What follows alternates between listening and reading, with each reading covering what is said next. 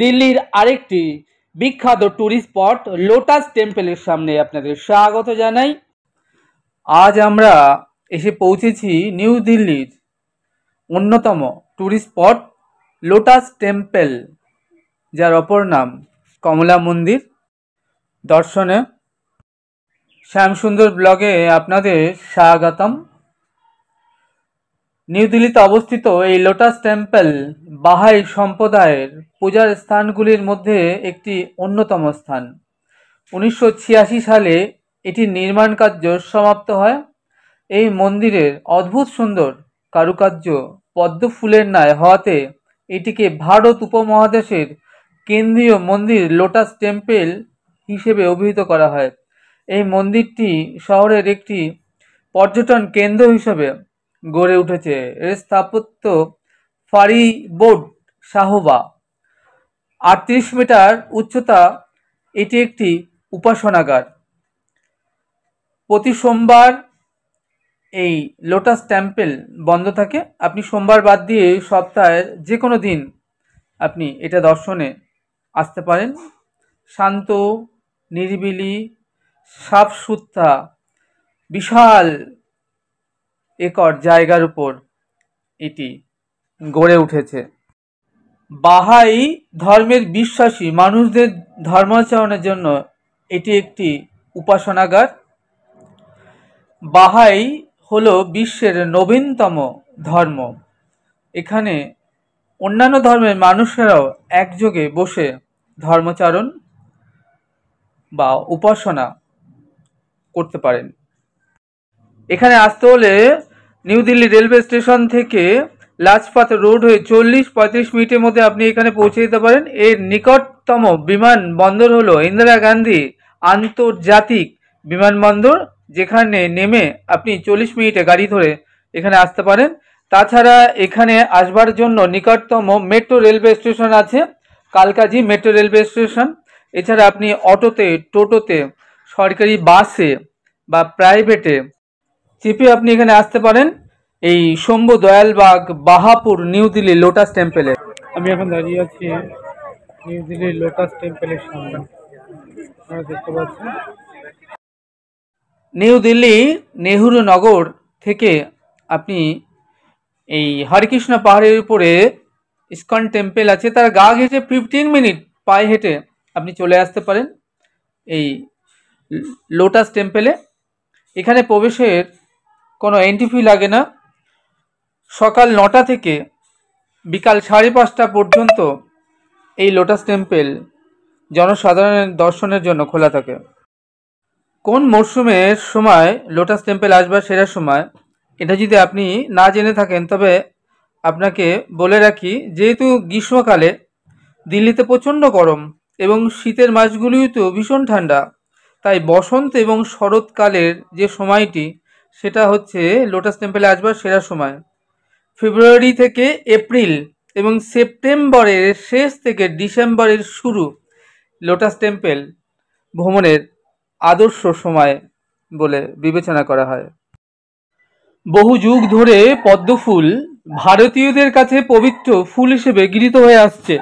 প্রাচীন ভারতীয় গ্রন্থে এবং গৌতম বুদ্ধের জীবনীতে এই ফুলটির ব্যাপক উল্লেখ পাওয়া যায়। ভারতীয় ভাষায় পদ্ম মানে পঙ্কজ। এর অর্থ হলো যা জলে কিংবা পাকে জন্মায়। পাকে জন্মেও কিন্তু তা বিশুদ্ধ অকলঙ্কিত থাকে। ভারতের পুরাণে পদ্ম হলো সৃষ্টিকর্তা প্রজাপতি ব্রহ্মার আসন স্থল। ভগবান শ্রী বিষ্ণু নাভিপদ্ম থেকে যে পদ্মর সৃষ্টি হয়েছে, সেই পদ্মের উপরই সৃষ্টিকর্তা প্রজাপতি ব্রহ্মার আসন। প্রজাপতি ব্রহ্মা তার উপরে বসে সৃষ্টিকার্য সম্পন্ন করে থাকেন। তাই এই পদ্ম ফুলটিকে সৃজনশীলতা ও অমরত্বের সাথে যুক্ত করা হয়েছে। লোটাস টেম্পলটি 3টি স্তরে বিভাজিত, প্রতিটি স্তরে 9টি করে মোট 27টি এর পাপড়ি রয়েছে। আপনারা এখন দেখছেন দিল্লির অন্যতম শ্রেষ্ঠ ট্যুরিস্ট স্পট লোটাস টেম্পল। দেখুন, প্রচুর অগণিত ট্যুরিস্ট এসেছেন এই লোটাস টেম্পল দর্শন করতে। পদ্মফুল জলের উপরে ফোটে, সেই কারণটি প্রতিভাত করবার জন্য 9টি নীল জলের সরোবর লোটাস টেম্পলকে ঘিরে রয়েছে।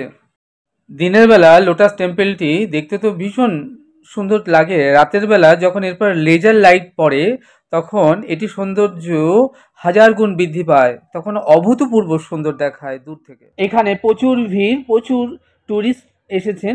আমরাও সকলের সাথে লাইনে দাঁড়িয়েছি এই লোটাস টেম্পল দর্শন করব বলে। আমি এখন লোটাস টেম্পলের সামনে দাঁড়িয়ে আছি। প্রচুর মানুষ, ভীষণ ভিড়। শুধু ভারতবর্ষ থেকেই নয়, সমগ্র বিশ্ব থেকে প্রতি বছর লাখ লাখ পর্যটক ছুটে আসেন দিল্লি শহরে এই লোটাস টেম্পল দর্শন করতে। আপনারা দেখে নিশ্চয়ই বুঝতে পারছেন কি প্রচণ্ড এখানে ট্যুরিস্টের ভিড় রয়েছে। দেখুন প্রচুর মানুষ লাইনে দাঁড়িয়ে আছেন এবং বহুদূর পর্যন্ত এই লাইন বিস্তৃত। যা হোক, আমরাও সকলের সাথে লাইনে দাঁড়িয়েছি, ভেতরে প্রবেশ করব এবং আমরা এই লোটাস টেম্পলের ভেতরটা আপনাদেরকে সম্ভব হলে ঘুরিয়েও দেখাবো। এই লোটাস টেম্পলে দেখুন লাইন, দেখুন কত দূর পর্যন্ত বিস্তৃত। এরিয়াটা তো বিরাট বিশাল। এই লোটাস টেম্পলের দোরগোড়ায় রয়েছে নীল জলের 9টি সরোবর। এর অর্থ হলো যে জলে পদ্ম ফোটে, সেটি বোঝাবার জন্যই এই নীল জলের 9টি সরোবর এখানে বানানো হয়েছে এবং সরোবরগুলোয় নীল জল দেখতে ভীষণ সুন্দর লাগছে। অ্যাকচুয়ালি দারুণ কনসেপ্ট। আপনারা এখন দেখছেন আমরা দাঁড়িয়ে আছি দিল্লি শহরের এই লোটাস টেম্পল এর প্রবেশের জন্য লাইনে। আমরা ধীরে ধীরে ভেতরে প্রবেশ করব। আর আপনারা দেখছেন এই যে লোটাস টেম্পল, এটা 3টে ভাগে ভাগ করা হয়েছে, 9টি করে, মোট 27টি এর সুন্দর পাপড়ি রয়েছে। এই জায়গাটা এত সুন্দর, নিরিবিলি, শান্ত, একদম মনোরম পরিবেশ, যা আপনাকে খুব ভালো লাগবে। আমাকে দেখছেন, আমি শ্যাম সুন্দর, আপনাদেরকে দিল্লি ইসকন টেম্পল ঘুরিয়ে দেখাবার পর আজ ঘুরিয়ে দেখাচ্ছি দিল্লি শহরের আরেকটি বিখ্যাত ট্যুরিস্ট স্পট, যেটি হলো লোটাস টেম্পল। আপনারা এখন দেখছেন লোটাস টেম্পল, আর এই যে দেখছেন নীল জলের সরোবর। এরকম 9টা সরোবর রয়েছে লোটাস টেম্পলকে ঘিরে। দেখুন কি সুন্দর, বিউটিফুল লাগছে এই নীল জলের সরোবরগুলো দেখতে, দারুণ না? এই লোটাস টেম্পল নির্মাণ করবার জন্য গ্রিসের পেন্টেলি পর্বত থেকে হোয়াইট মার্বেল পাথর আনা হয়। আমি আরও একবার এই লোটাস টেম্পলের এরিয়াটা আপনাদেরকে ঘুরিয়ে দেখাচ্ছি। দেখুন কি বিরাট, কি বিশাল এরিয়া জুড়ে, এই পরিসর জুড়ে বিস্তৃত এই লোটাস টেম্পল। আমরা এখন লাইনে দাঁড়িয়ে আছি লোটাস টেম্পলে প্রবেশের জন্য। বিদেশি পর্যটক দাঁড়িয়ে আছে, দেখুন তার মাথা থেকে, হাত থেকে, পা থেকে, সর্ব অঙ্গ জুড়ে কি সুন্দর ট্যাটু করা রয়েছে, বেশ লাগছিল দেখতে। আমরা লোটাস টেম্পলের একদম প্রবেশের মুখে চলে এসেছি। বিউটিফুল লাগছে দেখতে নীল জলের সরোবর। আমাকে দেখছি লোটাস টেম্পল, এর সামনে গাইড ভীষণ সুন্দর লোটাস টেম্পল। বহু মানুষ, হাজার হাজার মানুষ সবাই লাইনে দাঁড়িয়ে লোটাস টেম্পলের দিকে। এই লোটাস টেম্পল হলো বাহারি ধর্মাবলীদের উপাসনাগার।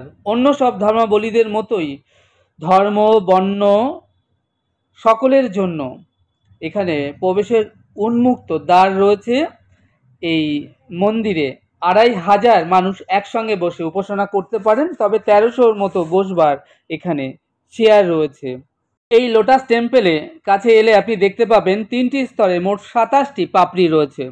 মন্দিরের প্রধান কক্ষে প্রবেশের জন্য 40 মিটার উচ্চতা বিশিষ্ট 9টি দরজা রয়েছে। 2001 সালে CNN এর প্রতিবেদন অনুযায়ী লোটাস টেম্পলে পৃথিবীর সর্বাধিক ট্যুরিস্ট এই মন্দিরে পরিভ্রমণ করেছেন। ওই বছরই গিনিস বুক অব ওয়ার্ল্ড রেকর্ডে এই লোটাস টেম্পলের নাম লিপিবদ্ধ করা হয়েছে। এই বাহারি ধর্ম বাহা উল্লাস থেকে প্রতিষ্ঠিত এক ঈশ্বরবাদী এমন একটি ধর্ম, যে ধর্মে আরবি বাহা শব্দ থেকে উৎপত্তি, যার অর্থ উজ্জ্বল দীপ্তি। 19 শতাব্দীতে পারস্যে, যার বর্তমান নাম ইরান, হলো এই ধর্মের উৎপত্তি স্থল। মানব ধর্মের আধ্যাত্মিক ঐক্য হলো এই ধর্মের মূল ভিত। সমগ্র বিশ্বে বর্তমানে 200টিরও বেশি দেশে ও অঞ্চলে এই ধর্মের আনুমানিক 5 থেকে 6 মিলিয়ন বাহাই অনুসারী রয়েছেন। এই ধর্ম অনুসারে স্বর্গীয় দূতদের মাঝে রয়েছেন ইব্রাহিম, গৌতম বুদ্ধ, যীশুখ্রিস্ট, মোহাম্মদ ও অন্যান্যরা। আপনারা এখন দেখছেন দিল্লি শহরে বিশ্বের সবথেকে সুন্দর এবং সুউচ্চ যে সকল ট্যুরিস্ট স্পটগুলো রয়েছে তার মধ্যে অন্যতম এই লোটাস টেম্পল। এই বাহারি ধর্মের উপাসনাগার এই টেম্পল এর ভেতরে কিন্তু মোবাইল ক্যামেরা, ইলেকট্রনিক ডিভাইস কিংবা ভিডিওগ্রাফি করা কোনো অনুমতি নেই। তবুও শুধুমাত্র এই লোটাস টেম্পলের ভেতরটা আপনাদেরকে ঘুরিয়ে দেখাবো বলেই একটা রিস্ক নিয়ে আমি এই ভিডিওগ্রাফিটা করলাম।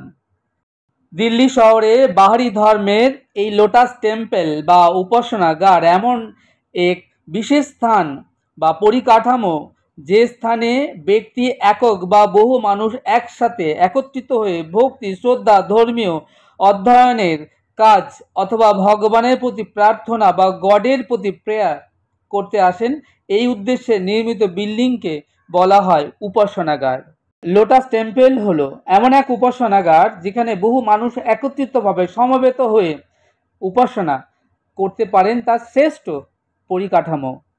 এই বাহারি ধর্মের প্রবর্তক বাহা উল্লাস তিনি বলেছেন, পৃথিবীর সকল মানুষ এবং মানব জাতি হলো একই পরিবারভুক্ত এক পিতামাতার সন্তান।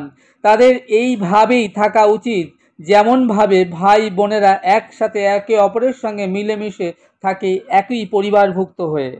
বাহা ধর্ম হলো পারস্য, অর্থাৎ যার বর্তমান নাম ইরান, এর বাহা উল্লাস এক ঈশ্বরবাদী ধর্ম। মানব জাতির ঐক্য হলো এই ধর্মের মূল ভিত। পৃথিবীর অষ্টম বৃহত্তম ধর্ম অনুসারী ভুক্ত এরা। বাবি থেকে বাব, যার অর্থ হলো দরজা বা ফটক। এই লোটাস টেম্পল হলো এমন একটি উপাসনাগার। আপনারা এখন দেখছেন দিল্লির শ্রেষ্ঠ ট্যুরিস্ট স্পটগুলোর মধ্যে অন্যতম লোটাস টেম্পল, এবং আমি শ্যামসুন্দর আপনাদেরকে এতক্ষণ ধরে ঘুরিয়ে দেখালাম দিল্লির লোটাস টেম্পল, এবং সেই সঙ্গে আপনারা শ্রবণ করলেন লোটাস টেম্পল সম্পর্কিত বহু নানান জানা অজানা নানান কথা। নেক্সট ডে আমরা যাব দিল্লির আরেকটি বেস্ট ট্যুরিস্ট স্পট, সেটি হলো কুতুব মিনার দর্শন করতে। আজ এটুকুই। আপনারা আমাদের সঙ্গে জুড়ে থাকুন আর ঘরে বসে দেখতে থাকুন দিল্লি ট্যুরের এই ছোট্ট সুন্দর সুন্দর ভিডিওগুলো। আশা করব আপনাদের বেশ ভালো লাগবে। চ্যানেলটি সাবস্ক্রাইব করবেন। আপনারা ভালো থাকবেন, সুস্থ থাকবেন, আনন্দে থাকবেন। তাহলে দেখা হচ্ছে আগামীতে আরও একটি নতুন সুন্দর ভিডিওর সাথে। সেই অবধি আমার সঙ্গে প্রেম সে বলুন রাধে রাধে।